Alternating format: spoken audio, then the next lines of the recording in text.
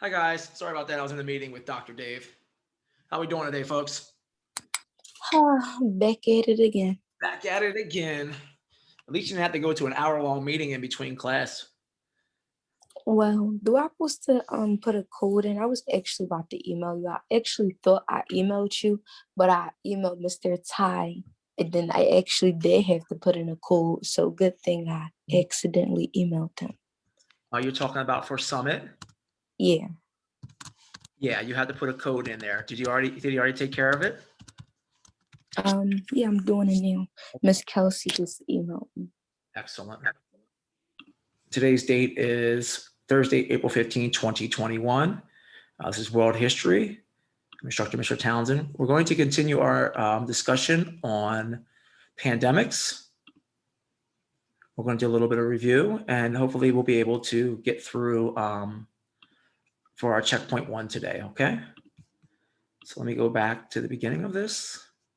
I'm trying to think where we were last class. Does anybody remember? I think we were at the bubonic plague. Did we discuss the Black Death? Anybody remember? Say it again. We studied the Black Death, the bubonic plague. You say, did we? Yes. No, I think so. I think you said what we had to finish up on was the Spanish flu. Yes, the Spanish flu. Excellent. Okay. So for those that have not been in the class, real quick, this course is going to study, we're doing a study on pandemics. We are actually currently in a pandemic. So your first checkpoint is going to be on how do pandemics affect society. So if you weren't in class, this PowerPoint will be posted on Summit and you'll be able to watch the YouTube. We're not going to watch it again.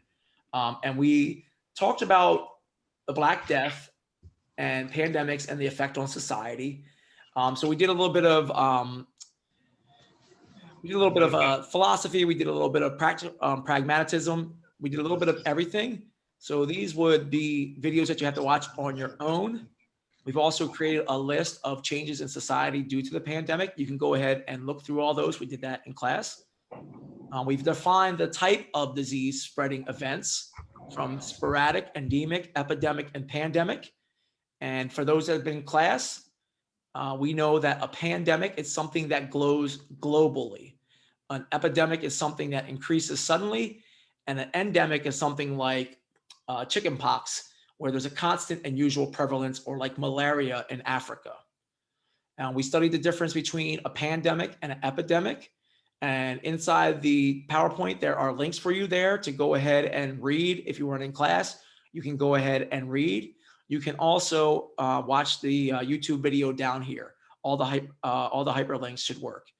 So we studied our pandemics through history, starting back early as 430 BC in Athens, and we talked about lesions and sores. I don't think we did leprosy, and today we need to do Spanish flu. So real quick, I'm going to teach you about leprosy. Go back over the Black Death, and then we're going to focus on the Spanish flu of 1918. So has anyone ever heard of leprosy before? If you probably grew up in church. I said, have you ever heard of the word leprosy? If you grew up in church, you may have. No. Okay. It sounds like leopard though. Yeah, but it's maybe because of I don't know what the etymology of that word is. I'll have to look it up. It may have to do something with the spots. Let me see. Okay. So if you grew up in church or even as a Muslim, you may have heard stories about Jesus Christ. And he supposedly healed people who were lepers or leprosy. So it really is a skin disease. I have a 3-minute video on it, on leprosy. And it's one of the older pandemics. It's been around for a long time, literally like the Bible times. So I'm going to just show you real quick what leprosy is and how it affects the human body. We can't see. I got you. Now, You see now? yeah.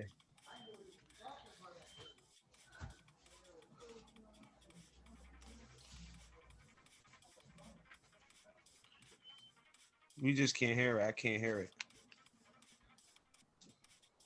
What's the matter, Isaiah? I said we can't hear the video. Nobody can hear it? No, I can't hear it. Are you able to hear the video at all?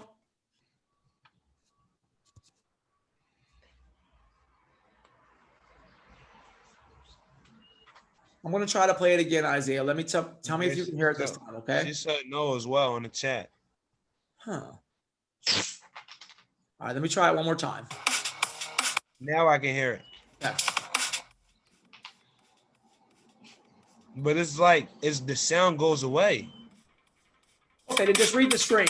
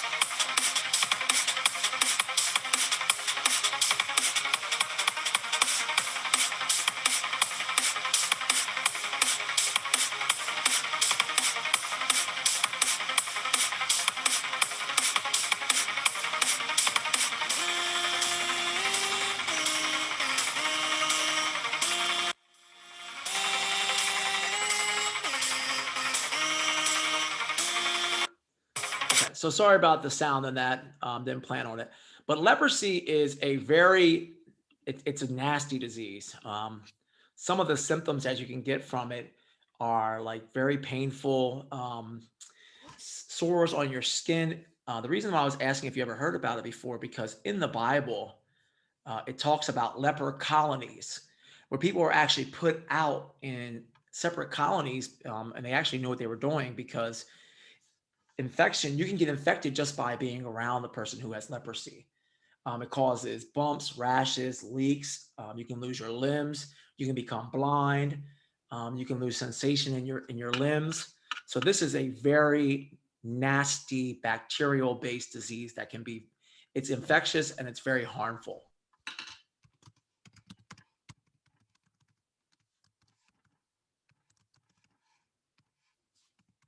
It says it can take sometimes 5 to 20 years to show any symptoms.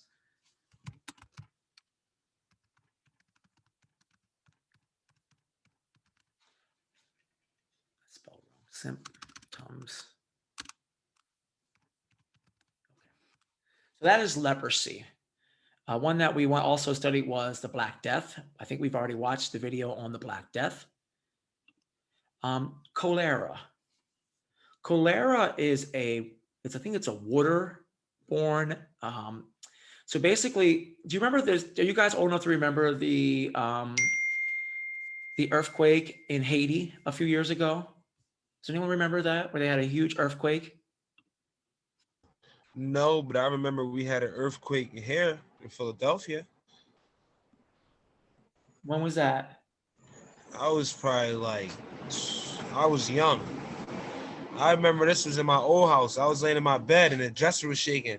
And That was that, from the earthquake in Haiti. That's how big it was. really? Yes. I remember that joint. My uncle passed out.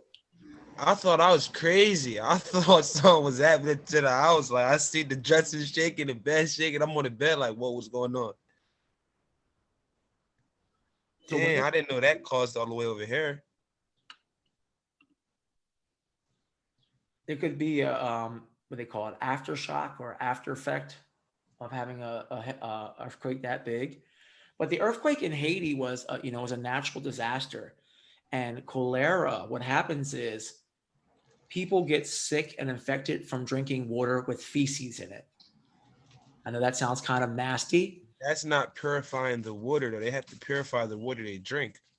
but when the okay, Isaiah, that's an excellent point. But when the infrastructure is shut down, see when it happened in Haiti, the cholera is because everything was destroyed. So there was people were just taking water from where they could find it. So it's a small bacteria that gets in the water and it can be passed along. It has some nasty symptoms and it can be deadly if not treated. So the people in Haiti were just kind of, roaming around trying to find fresh water. And unfortunately, it got all mixed together. So it caused a cholera outbreak in Haiti. Wait, I want to see what year that was. I believe that was like 2010, maybe. You I said you were believe very young. No, it was 2009. I remember, yo. It was okay. I was so scared. It was 2009.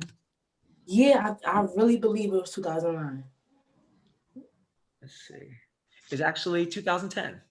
I was right. Oh, okay. It's okay. It was early January. It was January 12th, 2010. I remember. I think we didn't have school that day. I don't know, but that joint's crazy. 300,000 people were killed in that earthquake. Wait. How they die?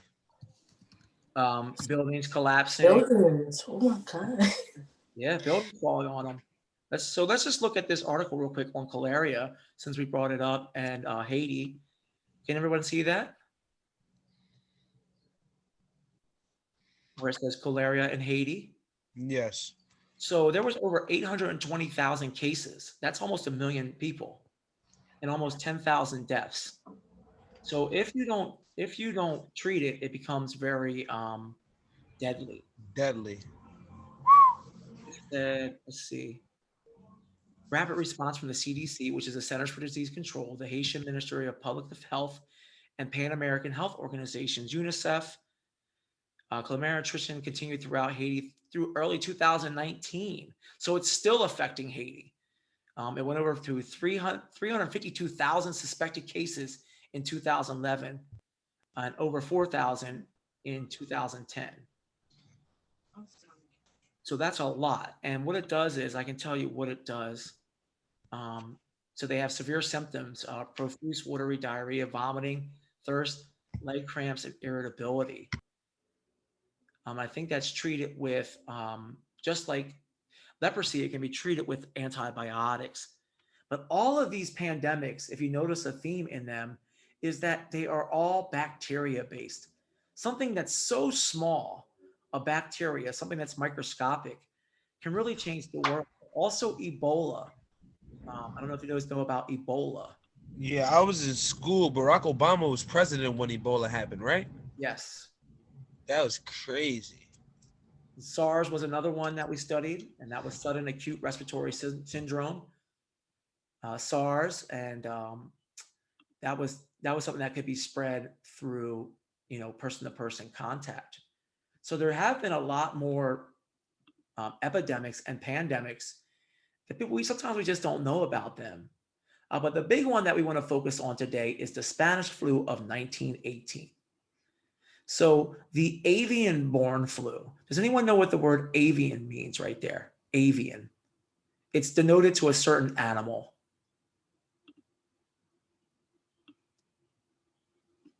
It's birds. Okay, so if you ever hear of the avian flu, that comes from birds. Swine flu comes from pigs. Okay, remember that most pandemics start because of cohabitation of people and animals in tight spots. But the Spanish flu, compared to Corona, can't hold a candle to the flame that is Spanish flu. So almost 100 years ago, the whole world was infected with Spanish flu. It was in 1918, and there was 50 million deaths worldwide. It started in Europe, then it went to the United States and parts of Asia before swiftly spreading around the world.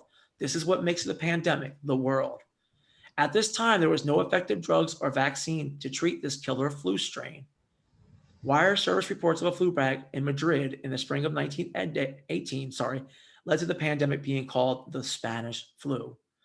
By October, hundreds of thousands of Americans died, and body storage scarcity hit crisis level.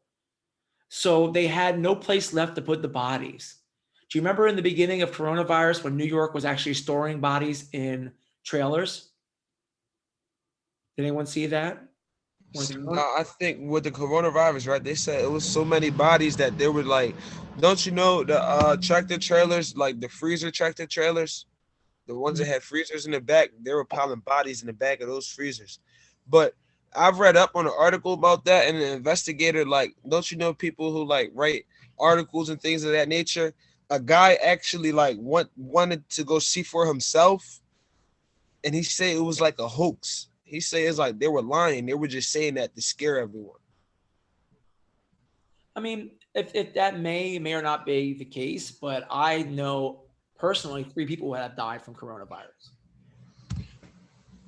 Is anyone But else? you know, Oh, go ahead, Isaiah. Go ahead. You can continue. it's like sometimes when I be watching certain things, it's like it opened my eyes because it's like, how can I explain it? They say some people would like get symptoms, the doctors wasn't even checking them, and they would just label them they have COVID. Like this one person went viral on the internet. She told the doctor she couldn't smell, she couldn't taste. He didn't even test her, and he gave her a paper saying she tested positive for COVID. And she read the paper, and she like, how about tested positive for COVID if you never tested me? He said, oh, you had symptoms. There were symptoms. Just because I'm saying I'm having symptoms, it could probably be a flu. It could be a cold. It could be a fever. It doesn't have to necessarily be COVID. So you're just talking about the overdiagnosis of COVID in the beginning, right? Yes, and like some of the hospitals actually get paid for patients who test positive. All right, Isaiah, can I interject real quick? I'm just going to give you something to think about, to chew on, okay? Okay. So because I teach politics, and I'm just going to do this really quick instead of going off topic on a tangent, I would have to believe, okay, and I don't know what your thoughts is, but we just came out of arguably the worst president ever, correct? Yeah. I mean, just my opinion. Remember, this is an opinion, okay? Of course, there were going to be people who were going to use the coronavirus to amplify his ineptitude. So do I believe that at first there might have been some inflation of numbers? Maybe, probably. But also it could have been a part of a larger political agenda to remove a leader that they thought was unfit. Yes, and that's where I was gonna get at as well. Like within months, they found a vaccine for COVID, but still haven't found a vaccine for HIV, AIDS, like different different diseases that was disasters they haven't found vaccines for. But what a coincidence. COVID only been out for a couple months. I say like 3-4 months, you already got a vaccine. Like it doesn't make any sense. Well, let me put it this way, Isaiah. If I was a diabolical leader, okay? If I was diabolical, you know what that means? Highly intelligent and cunning, right? Yes. If I was a diabolical leader, I would possibly unleash the worst disease upon my people in a key year of an election. And then I would present myself as the savior by having the vaccine. And then make millions and millions of dollars off your disease. But then you know what will happen to you? Karma will come and bite you in the, you feel me? But that's just, I'm just saying, theoretically, and we're going to talk about this. Or actually, it's funny that you said that because your project for this class is going to be, is disease a reason for government controls? We're gonna Yes, talk about it.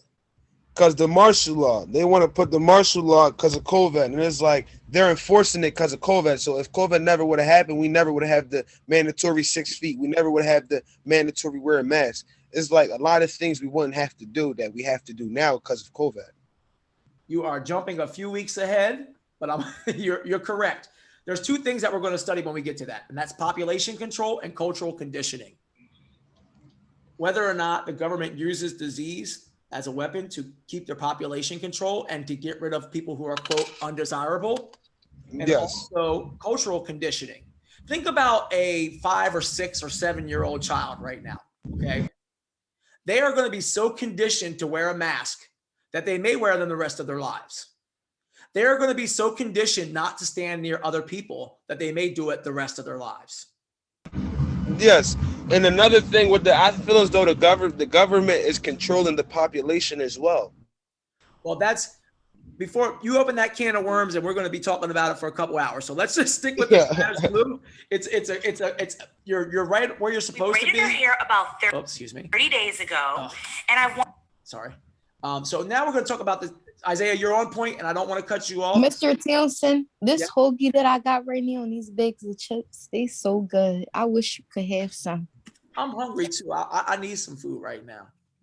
Shh, you missing out, man. Mr. Luke was hating on me for cooking yesterday. He got mad because I was cooking. Like, bro, don't be mad at me because I can cook.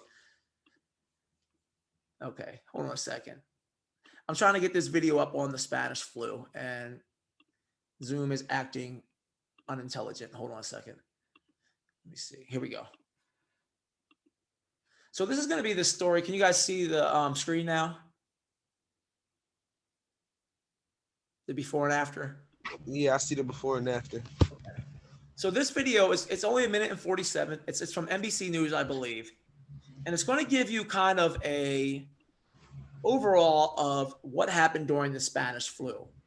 And all I want you to do is I want you to look for some of the parallels between what's going on now and what happened in Spanish flu. So when we're done, we're going to make what's called a T-chart, okay? And we're going to compare the coronavirus to the Spanish flu. All right, so while we're watching the video, I just want you to think about what happened during the Spanish flu that is happening today. All right, I'll put that in chat. So for the video, what is happening today that happened during the Spanish flu? Happened also during the Spanish flu. Let's see if you can come up with any parallels. All right, so I put that in. That's what I want you to focus on while you're watching the video. What is happening today that happened also during the Spanish flu? So here we go. Wanted to show you our results. Look how much her Memories of the pandemic of 1918 loom a current global battle against the coronavirus. And though it's too soon to say how comparable the current outbreak will be, there are lessons to be learned from that earlier time, as we hear from Martha Teichner. The outbreak is growing. More deaths, more cases as thousands of Americans begin to self-quarantine. If the outbreak of COVID-19 has a bullseye in the U.S., it's Washington State. Most of those cases are linked to a nursing home outside Seattle. Schools and universities closed. A gauge of alarm here. Washington State's death toll continues to rise. Seen in Seattle, a lot of masks. But not for the first time. Substitute Spanish flu for coronavirus, 1918 for 2020. And just look. Seattle seized by the Godzilla of modern pandemics. The 1918 flu killed 675,000 Americans. 50 to 100 million people died worldwide. And that's equivalent to 225 to 450 million people today. That's incredible. The numbers are staggering. John Barry wrote a history of the 1918 flu. He is on the adjunct faculty of Tulane University. There was a mild spring wave that was hit or miss. It came back in the fall with more than a vengeance. Probably 60 to 70% of the deaths actually occurred in an incredibly short time of probably about 14 or 15 weeks, from late September 1918 until, through December, maybe a little into January. In that time, during the final months of World War I, more soldiers died of the flu than were killed on the battlefield during 4 years of fighting. As opposed to the coronavirus, the most vulnerable were in their 20s. The most horrific symptoms really were you could bleed not only from your nose and mouth, but from your eyes and ears.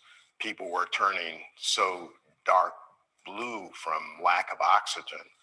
In the book, I quote one doctor writing a colleague saying that he could not tell white soldiers from African-American soldiers. It was called the Spanish flu, but that was only because Spain, which was not at war, allowed the press to report on it openly, unlike here. The first serious outbreak in the United States began at Camp Funston, now Fort Riley in Kansas. As infected soldiers from across the country made their way to the trenches in France, the virus spread. But the nation wasn't told. A year earlier, President Woodrow Wilson had rammed through Congress the Sedition Act, making it a crime to say or publish anything negative that would affect the war effort. Wilson created what was called the Committee for Public Information. The architect of that committee said, "Truth and falsehood are arbitrary terms. The force of an idea lies in its inspirational value. It matters very little if it is true or false." Was that a license to lie to the American public? It was precisely that. In the United States, you had national public health leaders saying such things as, quote, "This is ordinary influenza by another name," unquote. At the local level, the same kind of thing was occurring.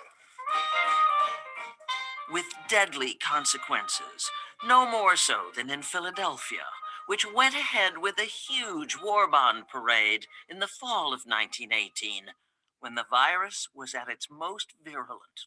Newspapers killed stories, quoting the medical community saying, "Don't do it." So 48 hours later, influenza exploded around the city. The result is it's one of the hardest hit cities in the world, and the mass graves being dug by steam shovels and so forth. And how many people died? About 14,500 in Philadelphia. Compare the signs that went up then to now. Notice that hand washing wasn't mentioned. Americans could see for themselves in spite of what they were told. They thought they were less likely to catch the flu outside. They did whatever they could, given what they didn't know. Back in 1918, they had no idea what it was that they were suffering from and what it was that they were being killed by. And to me, that's the most frightening aspect of the 1918 epidemic. Dr. Jeremy Brown is Director of Emergency Care Research at the National Institutes of Health, but spoke to us in a personal capacity. Viruses would not be discovered for another 15 or 20 years. That's very different to today. We know what it is that is causing the disease. Brown has written extensively about influenza and argues that 2020 will not be another 1918, thanks to advances in science. Back in 1918, the basic treatments that were offered were enemas, whiskey, and bloodletting. Hospitals as we know them today were quite different. There were no intensive care doctors who really understand how to treat the very sickest patients. There were no antibiotics to treat any secondary infection. So it was a very, very different time and a very different way of practicing medicine back then. But for John Barry, there is a takeaway from then that still applies. The biggest lesson from the 1918 pandemic is clearly to tell the truth. What are the consequences if the truth isn't told? I think more people will die, yeah. Clearly that was the case in 1918. People can deal with the truth.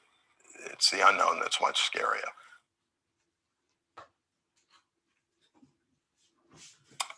Okay.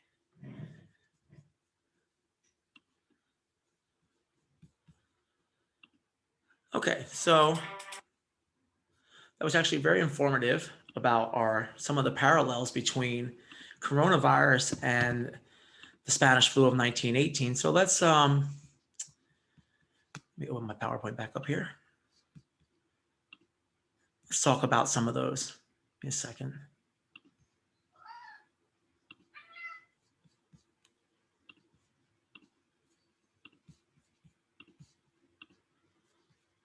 Okay, so that video I thought was really good on explaining. So what were some of the parallels between the Spanish flu and the coronavirus that you saw in the video?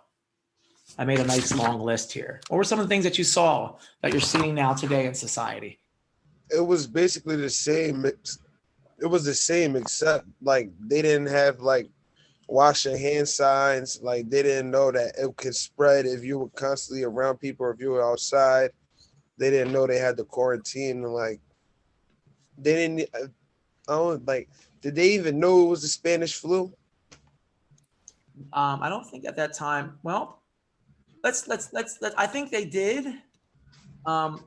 So let me start this way, Isaiah. Maybe it'll help you a little bit more.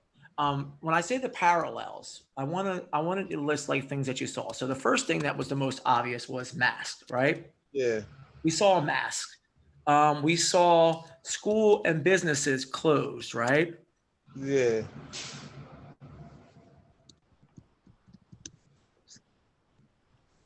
I am not a typist. Sorry about that. Closed. We also saw the gathering of people was restricted, right? Yeah. What city didn't listen? What city didn't listen and was hit quite hard because they decided to hold a parade?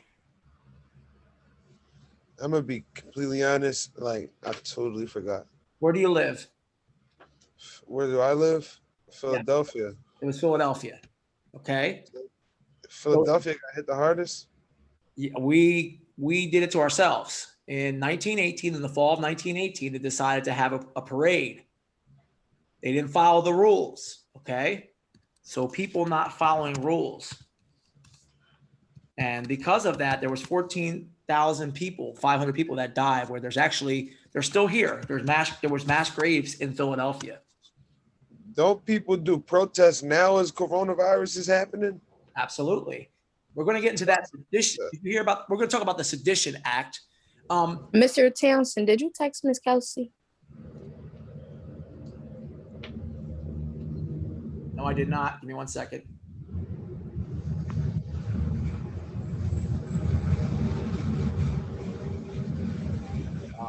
Contact information. Give me 1 second.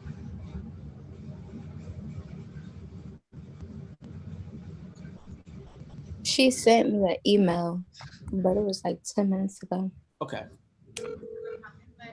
1 second.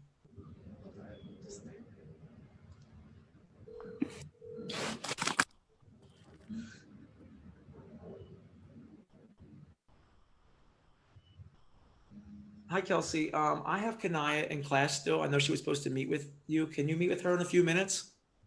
Oh, yes. Okay. I was just going to say I'm waiting for her show. But yeah, she can join the link whenever she wants. Okay. I just tell her that I can't go past 12:45. Okay. I'll let her out for minutes. Yeah, whatever needs to be in class for. Okay. All right. I just want to let you know. Thank you. Kanaya, I'm going to send you at 12:20. Okay. Okay. That'll give you 25 minutes. So another thing that we saw, that spitting became a crime, spitting on people. And now we have, did you see the case where the girls were arrested for coughing on the Uber driver? Yeah, I saw it. Why would they do that? I know that girl in the back, she was lucky she smiled her business. Yeah, because it became a crime, because you're literally you can really harm people with things like that. So spitting became a crime. Quarantine. What was another one I put? And here's one that we talked about this a little bit: suppression of information. And so that would be the Sedition Act. And I don't know if you guys listened to what he was saying, but he said that when Harry Truman made the Sedition Act, he gave the press the right to lie. I'm going to say that again. He gave the press the right to lie, whether it was to exaggerate a story. Basically, the truth became irrelevant. Truth became irrelevant. And all you have to do is Google masks fights right now, and you'll see so many people fighting over wearing a mask. I saw one yesterday where like 3 people attacked somebody for not wearing a mask. So truth became irrelevant, and everybody had their own theories. And I showed you in the beginning, the president of the United States came out and said, this is a hoax. It's not real. Now you had 75 million people following this person. And in some states like Texas, they don't have to wear masks at all. So all of these are parallels that we saw. What about comparable rates, if we know what that means, to wars? What did they say the Spanish flu? How many people died from the Spanish flu? 200,000 people, right? Actually 50 million. I say 200,000, like 200 million. And he say today that's equivalent to like 50 million.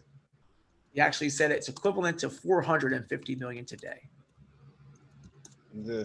That's a lot of people, guys. That's almost a half billion people. That's a lot of people to die. He said that's 1/3 of the population.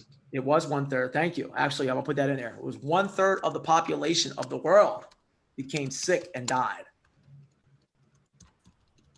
And of course, what else? Those things that we talked about was those interpersonal problems. I mean, could you imagine that 450 million people died right now in the world? That'd be crazy. What is from the earlier slides, what is the one thing you can always count on in a pandemic? Remember the word pandemic? It's panic. Yes, thank you. Equals panic. It's always panic. Remember the toilet paper fights? All that over toilet paper. And if it really comes to worse after you're done using the bathroom, just hop in the shower. Well, the people in Europe use something called a bidet. Do you know what a bidet is? Yeah, and I will not use it. I'm cool. Actually, if I think that's what it is, I will not use it. That's the toilet seat that cleans you. A bidet is that you use a toilet seat, then you go over, and actually it's been proven that water is much more cleanly and hygienic to use as a bathroom. Oh. So really, you talking about them toilets that got the joint that wash it, your bottom, yeah, when you're done. So they didn't have that issue. So we had the toilet paper fights. We had the stocking up of. Remember those people were buying up all the hand sanitizer? Yeah. So stocking and reselling. So pandemics are always a breeding ground for exploitation. Pandemics are breeding grounds for exploitation, which means there's always going to be somebody who tries to make $1 off of other people's sorrows, right? Yeah. Always. And we're going to talk about in our next couple classes about government control. When does government control become too much? Exploitation in a pandemic. So that's a really good listing for the parallels. I didn't think we'd get that many. We got quite a bit. That's quite a bit. So the masks, the schools, the gathering of people, people not following rules. Also, we call them conspiracy theories today, right? Yeah. Also, one thing we forgot, theories, we forgot racial backlash. Yeah. Just like what's going on today with Asian hate today. People harming people because they believe that their group of people is responsible for what's going on now. For what's going on now. Yep. All right, we made it to the end. Yay. Okay. This is checkpoint number 1. right? So you're going to define pandemic.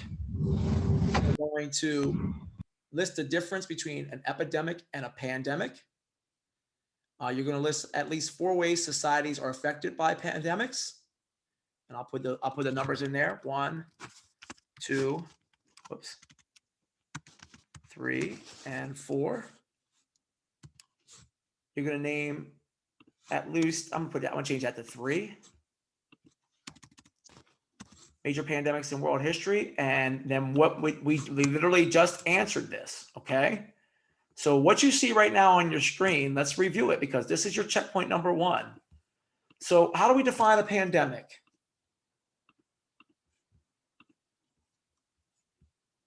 It's something that spreads to where? Kanaya, what's a pandemic? It spreads, how does it spread? How far? All across the world. Excellent. Right. Excellent. Isaiah, what's the difference between an epidemic and a pandemic?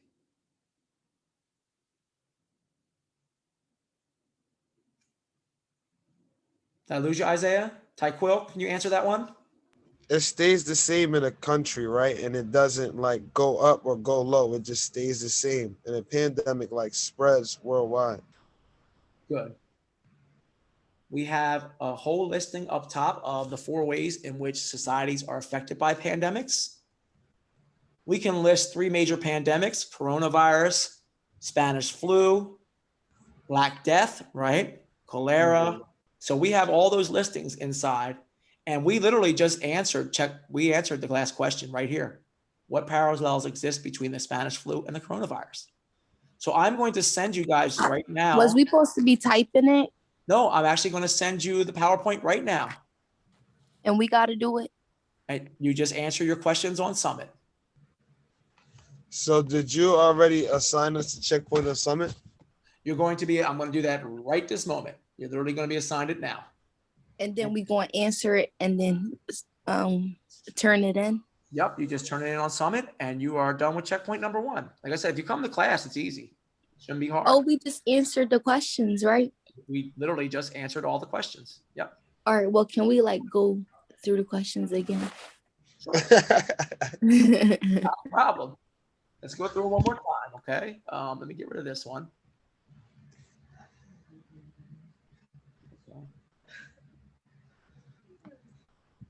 So real quick, the 4 questions. We're going to define a pandemic. Is it a disease that spreads globally? Now remember, Kanaya, you can always go back up into the what is a pandemic, and you can see what it is right here. We have all the answers right there. Now I don't want you to cut and paste them. I want you to put them in your own words. I have to put in a code for your class, or did I put in a code for your class already? Let me check. Okay.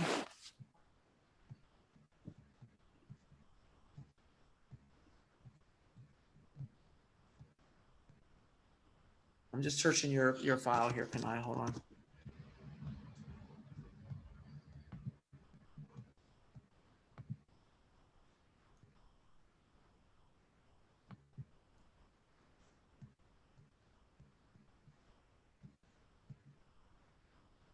I don't see it right now, but my page is not refreshed.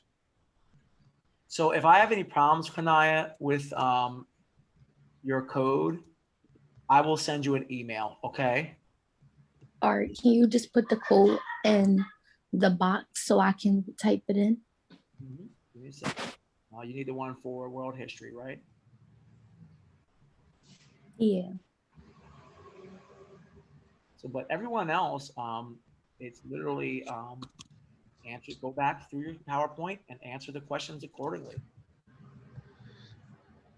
So we got to answer it on the PowerPoint or on Summit? On Summit. Okay, so I'm just waiting for it to pop up on Yep, Summit. it'll just pop up right now. I'm trying to get the code for Kanaya. Right here, Kanaya, I have it for you. Give me a moment. I'm going to put it, come on.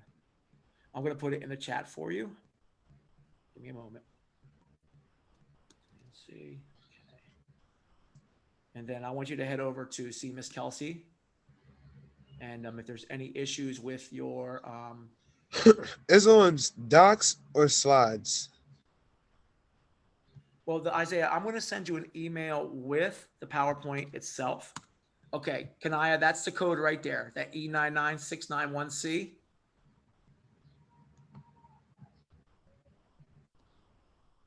So you can take that code and then you go over see Mrs. Kelsey. For everyone else, I'm going to show you how you get access your checkpoint one. I know this is new for you, Isaiah, so I'm gonna take the time to show you, okay? So give me 1 second, I'm about to do it now. Once you see how to do it, you'll realize that it's pretty easy, okay? It say that's the wrong code. It say it looks like you have the wrong code. Ask your teacher for the new one. Really? That's the one I have. Yeah. Let me just put it on my list to do, Kanaya. We'll take Or it. you can log into my work and then, you know, since we already went over, and then you can type it for me and submit it to yourself. If you just send me the answers for what's on the slides, then I can simply just transfer them over, okay? All right, let me. So I'm going to show you on Summit now. About to assign you a checkpoint, okay? Okay. Your first one. Let me just go in here and assign it for you. We still have a couple of minutes left in the class here. So checkpoints. And then I'm going to add the PowerPoint too, okay? So you'll have the PowerPoint in the same spot. Remove.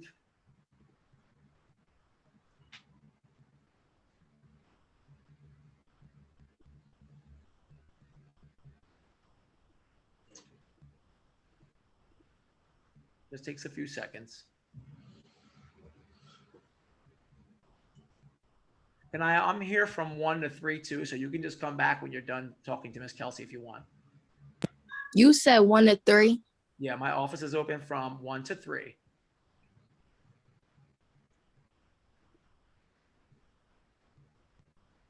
so look at the resources in here.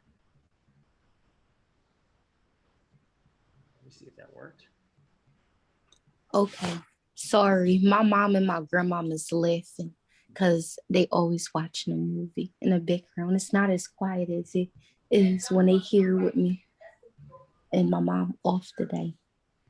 So I hate it. So I'm assigning you guys checkpoints here now. You said it's in our email. Now, give me 1 second. I'm trying to this. All right, I'll be back. You said 3 o'clock you'll be there? I'll be here between 1 and 3, 1 and 2:50. All you gotta do is just yell my name and my computer is on. All right. See where your checkpoint is. Okay. So I'm gonna share my screen with you real quick. I'm gonna show you where your checkpoint is. All right, so Isaiah, you see this now? See where it shows all my learners? You see your name? Yeah. All right, so you're gonna go in and there's gonna be a checkpoint there. So when I go to your name, I say Isaiah Cotman. And then that's the questions you're gonna answer right there in Summit. And then you send it to me. So I'm answering the number 1, right? Yeah, go to here. I'm gonna let you share the screen with me. Go into your Summit and share the screen with me and let me be able to see it. You said go into my Summit and share the screen. All right, now how do I share the screen though? Hit the there should be like a green arrow down the bottom that says share screen in Zoom. Let's see.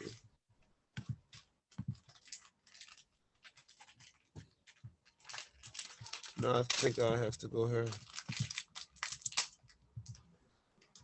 So go down the bottom inside of your Zoom screen and hit share screen.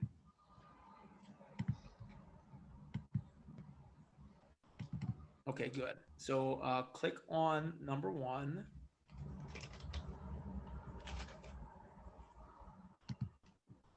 Refresh the page. Refresh the page real quick.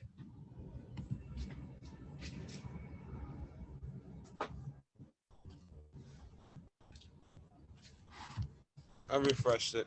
Okay. Okay, here's probably still loading. Go back down there. So I stay on number 1.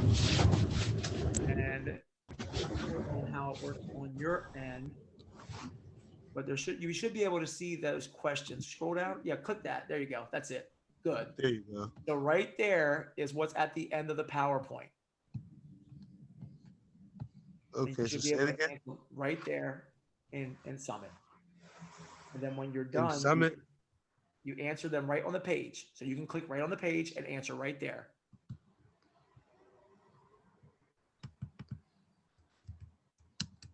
Are you able to type there?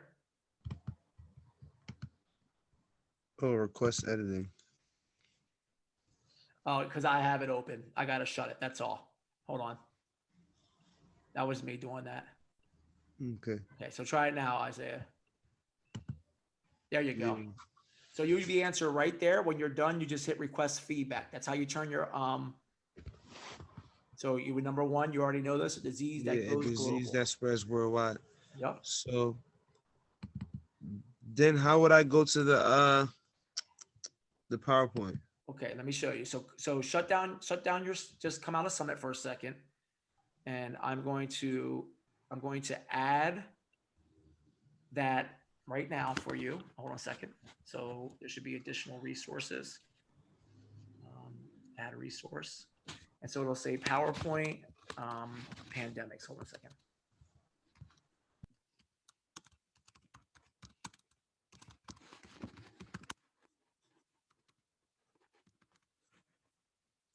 Okay, so I'm going to add this to it. Hold on a second.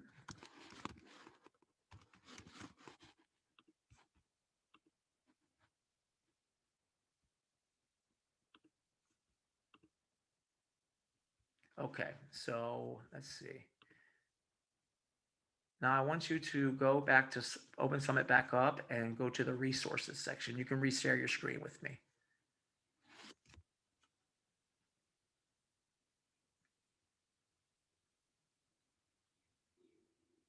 Okay, so come back out of that, hit the arrow back.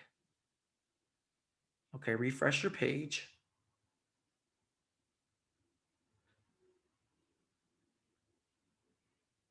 All right, and then there should be, go down to resources for everybody. Go down to read more. Where is that at? I just scroll up. Is that it? Hold on a second, Isaiah.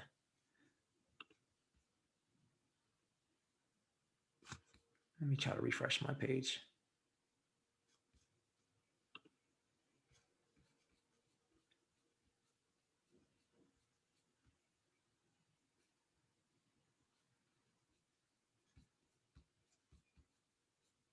All right, let me try something. Hold on a second.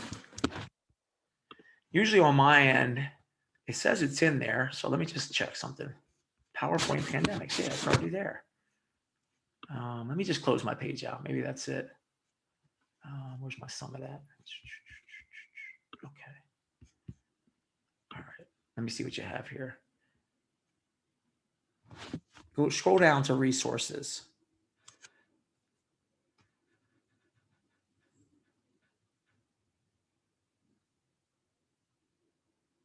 No, that's not what I put in there. Go back to the main page where it says Pandemic Agency. The tab that says pandemics. Why is that not on your end? Okay. So Isaiah, what I'm going to do just for right now, I know I put it in there. I'm just going to email it to you, okay? Isaiah, what's your last name? You can send it to my Gmail. That'd be a lot better. I thought I was unmute the whole time. I apologize. Are you good? Okay, you said your Gmail? Okay. Yeah. Let me move this real quick. Okay, so what's your Gmail address? I think I'm about to say right now because I got like 3 different ones. I'm gonna give you the one for Yes Philly. The one for Yes Philly is what the heck? Where is it? Is I Cotman. I got you. Yep, I got it. Okay, so I'm sending you an email right now. What about your other one for Gmail? You want me to send it to that too, or? No, the one for Yes Philly always work faster than my Gmail one for some odd reason. Okay. So I've just sent everybody that was in class a PowerPoint. So just give it a moment. It should be there. But it should be on Summit too. Sometimes it takes a little bit to load because I just did it. Yeah. So if you go to, I'm going to stop this recording because class is